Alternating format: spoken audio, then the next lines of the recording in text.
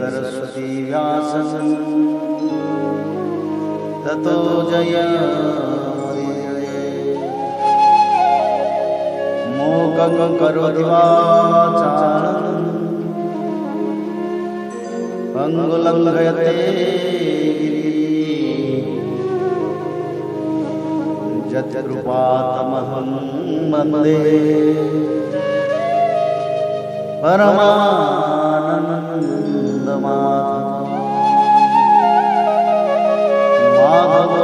माधवो वाक्यं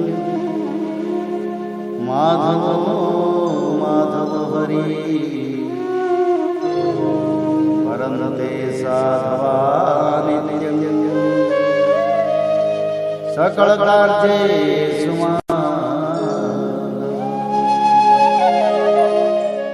श्रीमद् भागवत महापुराण दशम स्कंद 30वां अध्याय। श्री कृष्ण के विरह में गोपियों की दशा।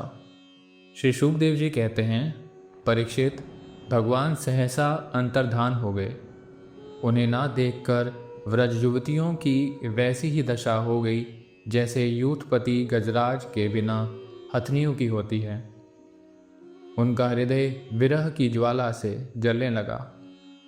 भगवान श्री कृष्ण की मदोन्मत्त गजराज की सी चाल, प्रेम भरी मुस्कान, विलास भरी चितवन, मनोरस प्रेम लाप, भिन्न भिन्न प्रकार की लीलाओं तथा श्रृंगार रस की भाव भंगियों ने उनके चित्त को चुरा लिया था। वे प्रेम की मत वाली गोपियाँ श्री कृष्णमय हो गईं और फिर श्री कृष्ण की विभिन्न चेष्टाओं का अनुकरण करने लगी। अपने प्रियतम श्री कृष्ण की चाल ढाल, हास विलास और चितवन बोलन आदि में श्री कृष्ण की प्यारी गोपियाँ उनके समान ही बन गईं। उनके शरीर में भी वही गति मति, वही भाव भंगी उतर आया। वे अपने को सर्वथा भूलकर श्री कृष्ण स्वरूप हो गईं और उन्हीं की लीला विलास का अनुकरण करती हुई मैं श्री कृष्ण ही हूँ इस प्रकार कहने लगी। वे सब परस्पर मिलकर ऊंचे स्वर से उन्हीं के गुणों का गान करने लगीं और मतवाली होकर एक वन से दूसरे वन में, एक झाड़ी से दूसरी झाड़ी में जा जाकर श्री कृष्ण को ढूंढने लगीं। परीक्षित, भगवान श्री कृष्ण कहीं दूर थोड़े ही गए थे।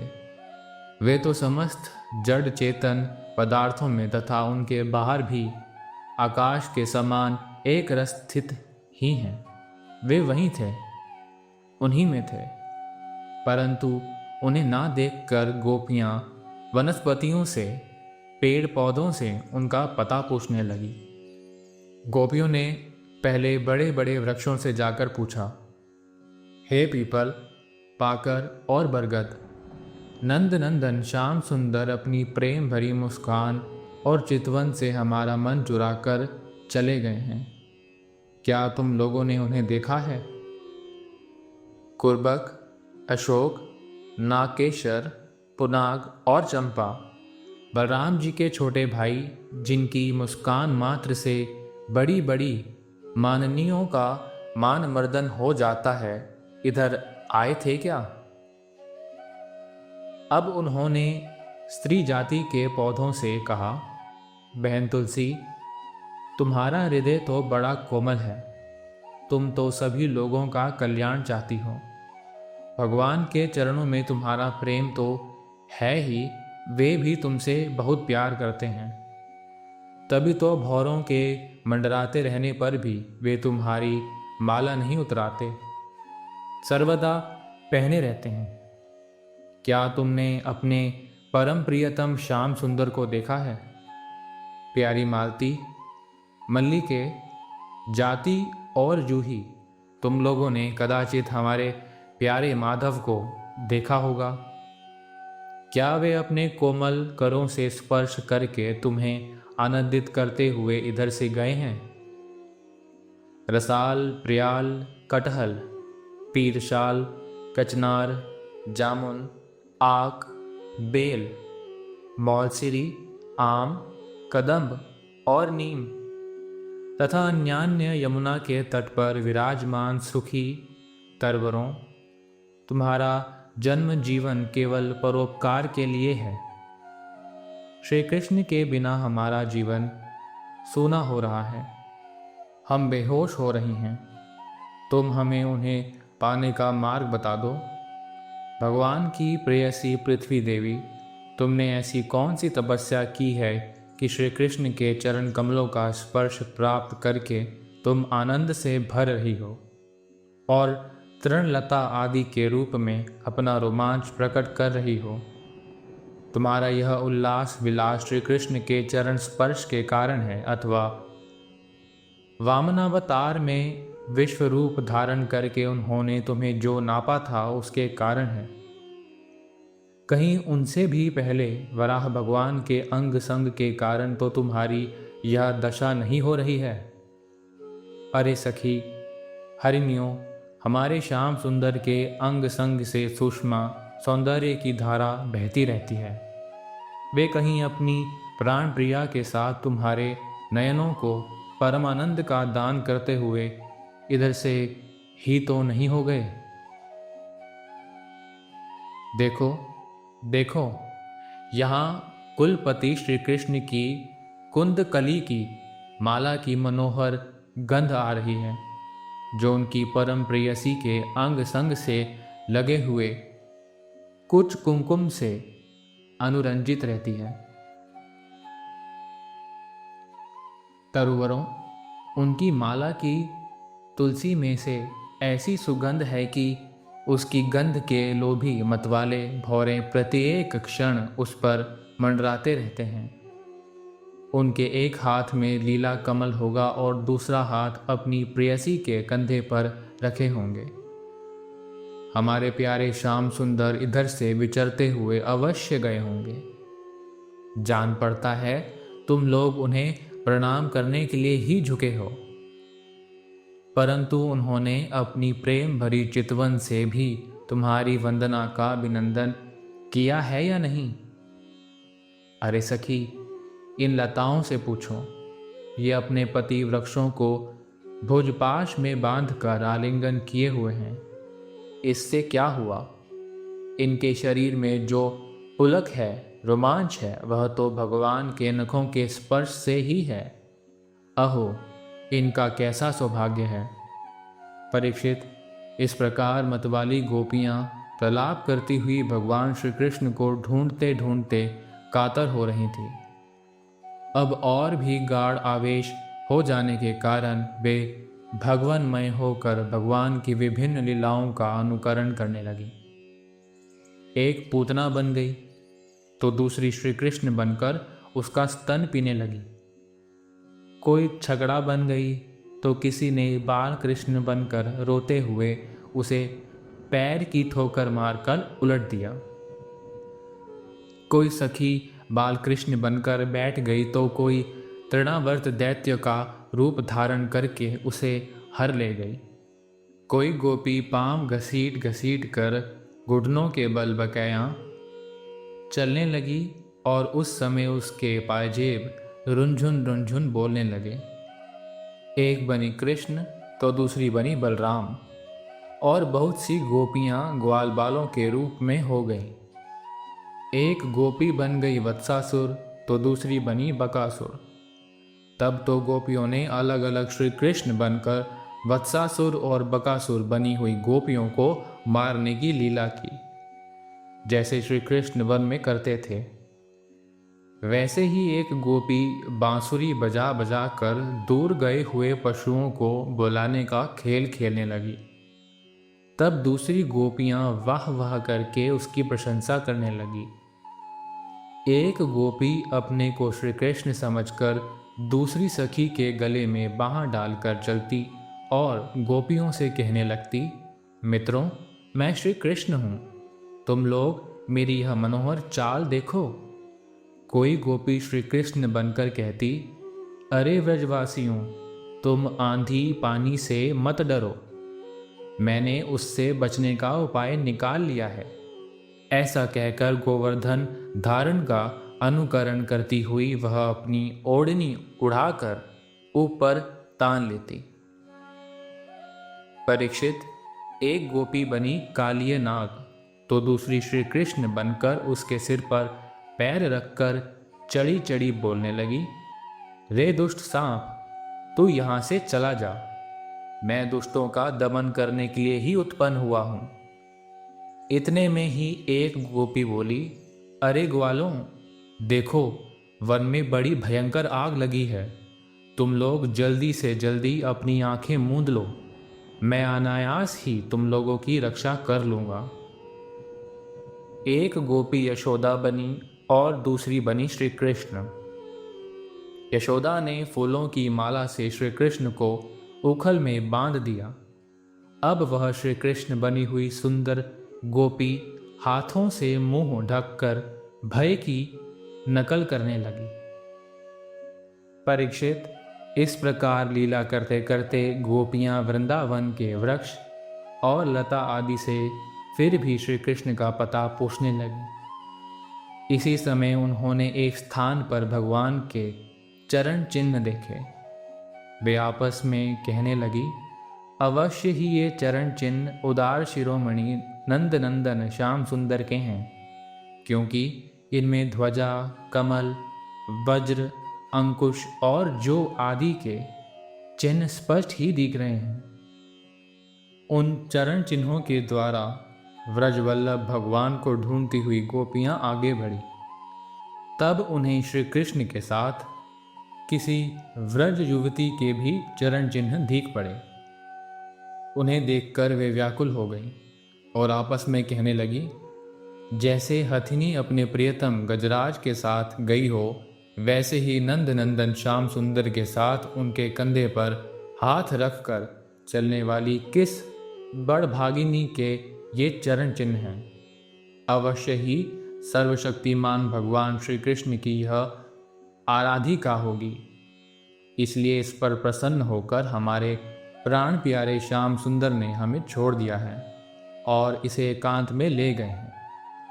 प्यारी सखियों, भगवान श्री कृष्ण अपने चरण कमल से जिस रज का स्पर्श कर देते हैं वह धन्य हो जाती है। उसके अहोभाग्य हैं, क्योंकि ब्रह्मा, शंकर और लक्ष्मी आदि भी अपने अशुभ नष्ट करने के लिए उस रज को अपने सिर पर धारण करते हैं। अरे सखी, चाहे कुछ भी हो, यह जो सखी हमारे सर्वस्व श्री कृष्ण को एकांत में ले जाकर अकेले ही उनकी अधर सुधा का रस पी रही है, इस गोपी के उभरे हुए चरण चिन्ह तो हमारे हृदय में बड़ा ही क्षोभ उत्पन्न कर रहे हैं। यहाँ उस गोपी के पैर नहीं दिखाई देते।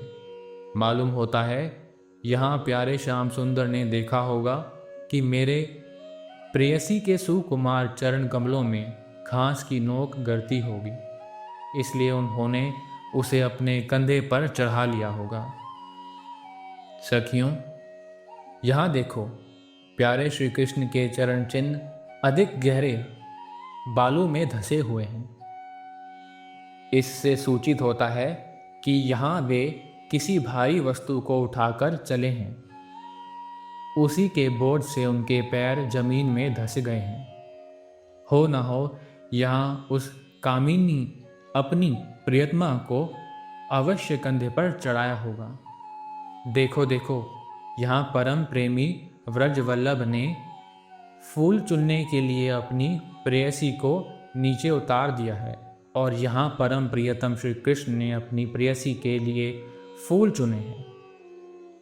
उचक उचक कर फूल तोड़ने के कारण यहाँ उनके पंजे तो धरती में गड़े हुए हैं और एड़ी का पता ही नहीं है।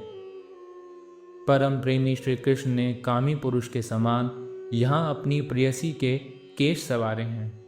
देखो, अपने चुने हुए फूलों को प्रेयसी की चोटी में गूंथने के लिए वे यहाँ अवश्य ही बैठे रहे होंगे। परीक्षित, भगवान श्री कृष्ण आत्मा राम हैं। वे अपने आप में ही संतुष्ट और पूर्ण हैं। जब वे अखंड हैं, उनमें दूसरा कोई है ही नहीं, तब उनमें काम की कल्पना कैसी हो सकती है। फिर भी उन्होंने कामियों की दीनता, स्त्री परवशता और स्त्रियों की कुटिलता दिखलाते हुए वहाँ उस गोपी के साथ एकांत में क्रीड़ा की थी, एक खेल रचा था। इस प्रकार गोपियाँ मतवाली सी होकर अपनी सुध बुध खोकर एक दूसरे को भगवान श्री कृष्ण के चरण चिन्ह दिखलाती हुई वन वन में भटक रही थी। इधर भगवान श्री कृष्ण दूसरी गोपियों को वन में छोड़कर जिस भाग्यवती गोपी को एकांत में ले गए थे, उसने समझा कि मैं ही समस्त गोपियों में श्रेष्ठ हूँ। इसलिए तो हमारे प्यारे श्री कृष्ण दूसरी गोपियों को छोड़कर जो इन्हें इतना चाहती हैं, केवल मेरा ही मान करते हैं, मुझे ही आदर दे रहे हैं। भगवान श्री कृष्ण ब्रह्मा और शंकर के भी शासक हैं। वह गोपी वन में जाकर अपने प्रेम और सौभाग्य के मद से मतवाली हो गई और उन्हीं श्री कृष्ण से कहने लगी, प्यारे, मुझसे अब तो और नहीं चला जाता। मेरे सुकुमार पांव थक गए हैं। अब तुम जहाँ चलना चाहो मुझे अपने कंधे पर चढ़ाकर ले चलो। अपनी प्रियतमा की यह बात सुनकर श्याम सुंदर ने कहा, अच्छा प्यारी, तुम अब मेरे कंधे पर चढ़ लो। यह सुनकर वह गोपी ज्यों ही उनके कंधे पर चढ़ने चली, त्यों ही श्री कृष्ण अंदर ध्यान हो गए और वह सौभाग्यवती गोपी रोने पछताने लगी। हा नाथ, हा रमन, हा प्रेष्ठ, हा महाभुज, तुम कहाँ हो? कहाँ हो मेरे सखा? मैं तुम्हारी दीनहीन दासी हूँ। शीघ्र ही मुझे अपने सानिध्य का अनुभव कराओ, मुझे दर्शन दो। परीक्षित, गोपियाँ भगवान के चर चिन्हों के सहारे उनके जाने का मार्ग ढूंढती ढूंढती वहाँ जा पहुँची। थोड़ी दूर से ही उन्होंने देखा कि उनकी सखी अपने प्रियतम के वियोग से दुखी होकर अचेत हो गई है। जब उन्होंने उसे जगाया, तब उसने भगवान श्री कृष्ण से उसे जो प्यार और सम्मान प्राप्त हुआ था वह उनको सुनाया। उसने यह भी कहा कि मैंने कुटिलतावश उनका अपमान किया, इसी से वे अंतर्धान हो गए। उसकी बात सुनकर गोपियों के आश्चर्य की सीमा न रही। इसके बाद वन में जहाँ तक चंद्रदेव की चांदनी छिटक रही थी, वहाँ तक वे उन्हें ढूंढती हुई गई। परंतु जब उन्होंने देखा कि आगे घना अंधकार है, घोर जंगल है, हम ढूंढती जाएंगी तो श्री कृष्ण और भी उसके अंदर घुस जाएंगे, तब वे उधर से लौट आईं। परीक्षित, गोपियों का मन श्री कृष्णमय हो गया था। उनकी वाणी से कृष्ण चर्चा के अतिरिक्त और कोई बात नहीं निकलती थी। उनके शरीर से केवल श्री कृष्ण के लिए और केवल श्री कृष्ण की चेष्टाएं हो रही थी। कहाँ तक कहूँ, उनका रोम रोम, उनकी आत्मा श्री कृष्णमय हो रही थी। वे केवल उनके गुणों और लीलाओं का ही गान गा रही थीं और उनमें इतनी तन्मय हो रही थी कि उन्हें अपने शरीर की भी सुध नहीं थी। फिर घर की याद कौन करता? गोपियों का रोम रोम इस बात की प्रतीक्षा और आकांक्षा कर रहा था कि जल्दी से जल्दी श्री कृष्ण आए। श्री कृष्ण की ही भावना में डूबी हुई गोपियाँ यमुना जी के पावन पुलिन पर रमण रेती में लौट आईं और एक साथ मिलकर श्री कृष्ण के गुणों का गान करने लगी। इति श्रीमद्भागवते महापुराणे पारमहंस्यां संहितायां दशम स्कंधे पूर्वार्धे रासक्रीडायां कृष्णान्वेषण नाम 3ोऽध्यायः।